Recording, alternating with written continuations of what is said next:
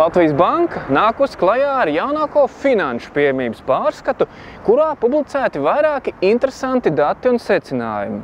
Arī mēs žurnāla Bilance jaunākajā Baltijas ekonomika pētījuma rakstā pievēršamies tematam, kāpēc uzņēmējiem Latvijā tik grūti tikt pie ārējā finansējuma.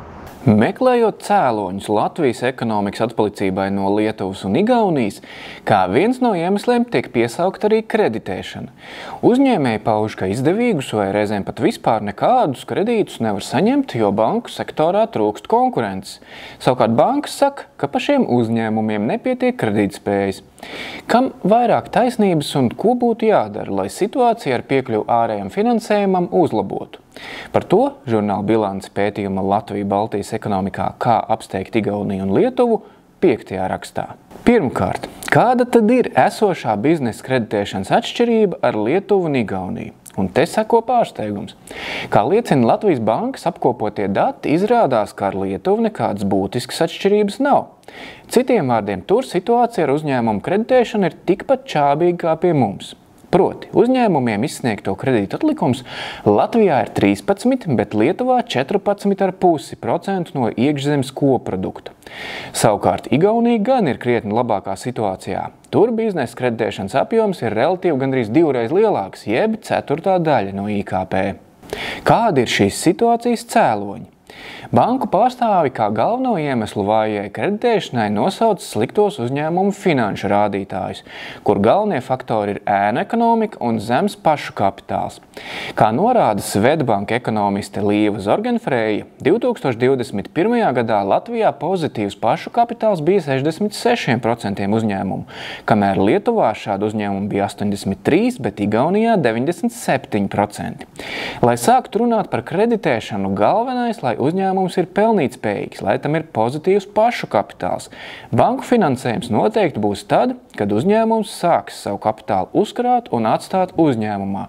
Žurnālam Bilance uzsver Finanšu nozares asociācijas padomes priekšsēdētāja un SEB bankas valdes priekšsēdētāja Ieva Tetere. To nenoliedz arī paši uzņēmēji. Daļēji tam var piekrist, jo Latvijas uzņēmumos ir zemāks pašu kapitāls nekā abās Baltijas kaimiņu valstīs, kā arī lielāks ēnu ekonomikas īpatsvars, norāda Latvijas darba devēja konfederācijas finanšu un nodokļu eksperts Jānis Hermanis. Viņš prezentē mazliet atšķirīga griezuma datus – pašu kapitāla īpatsvars uzņēmumu bilancē. Baltijā 2021. gadā šis rādītājs pārliecinoši labākais bijis Igaunijas uzņēmumiem – 59%, kamēr Lietuva ar 50% un Latvija ar 48% krietni iepaliek. Arī Latvijas bankas skatījumā uzņēmumu finansiālā situācija ir bijis šķērslis aktīvākai kreditēšanai. Tomēr laikā kopš globālās finanšu krīzes tā esot pakāpeniski uzlabojusies. Tendences ir pozitīvas. 10 gadu laikā uzņēmumu īpatsvars un negatīvu pašu kapitālu samazinājies gandrīz par 10%, no 40% uz 30% uzņēmumu, saka Kārlis Vilerts, Latvijas bankas monetārās politikas pārvaldes pētniecības daļas vadītājs.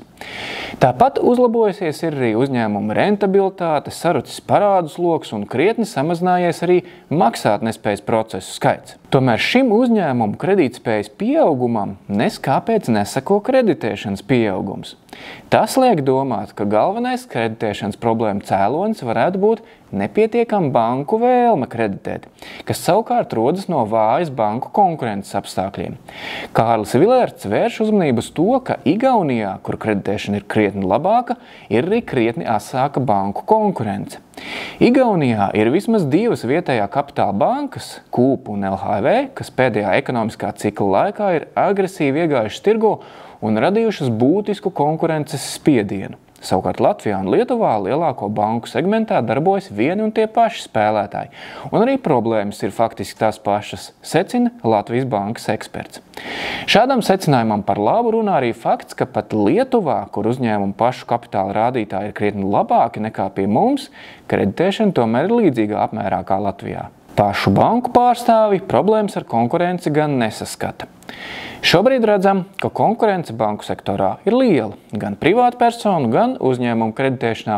Klienti uzrunā vairākas bankas, salīdzina piedāvājumus un bankas konkurē par izdevīgākajiem nosacījumiem, uzskata Ieva Tetere. Ja tomēr Latvijas bankai ir taisnība un galvenā kreditēšanas problēma sakne tiešām slēpjas banku konkurences trūkumā, tad acīm redzami nepieciešamais virziens būtu stiprināt šo konkurenci, veicinot jaunu banku ienākšanu tirgū. Taču tas nav nevienkāršs, ne ātrs risinājums. Turklāt, kur ir garantija, ka kāda jauna spēlētāja parādīšanās atstās ilgtermiņa sekas uz veselīgu konkurences vidi, nevis tikai sāsinās to uz ienākšanas un tirgus daļas iekarošanas brīdi? Kārlis Vilerts uzskata, ka tirgus mehānismi savu lomu tomēr nospēlēs. Turklāt konkurence varētu sāsināt ne tikai jaunu banku parādīšanās, bet arī vairākas jau esošās, pat laban mazākas bankas, kas labprāt paplašinātu savu darbību, vienīgā problēma ir nepietiekams pašu kapitāla apjoms. Ja jauna vai esošā banka uzsāktu aktīvu cīņu un pārvilinātu kādu daļu lielā četrnieka klientu, tas piespiestu šos klientus pazaudējušās bankas domāt par to, kā kompensēt radušos peļņas iztrūkumu.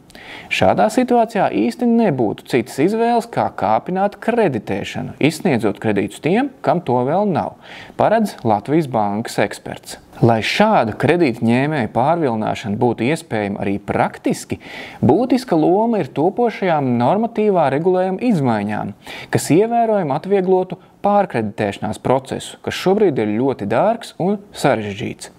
Tiesa gan, pagaidām runa ir tikai par privātu personu kredītu pārkreditēšanu. Kārlis Vilerts saka, ka ekonomisks pamatojums tam būtu arī uzņēmumu kredītu jomā.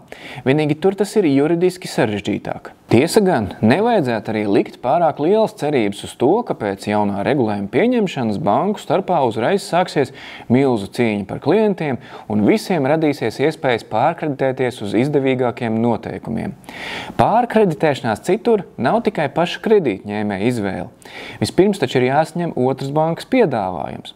Tādējādi izšķirošais aizvien paliks konkurences faktors. Vai banku tirgū radīsies spēlētāji, kuri vēlēsies šādi pārvilināt klientus?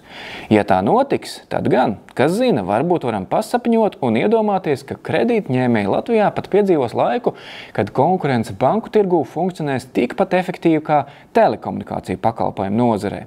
Proti, kad klients paziņojas par gatavību pāriet pie cita operatora, tam zvana esošais un pats piedāvā vēl izdevīgākus nosacījumus.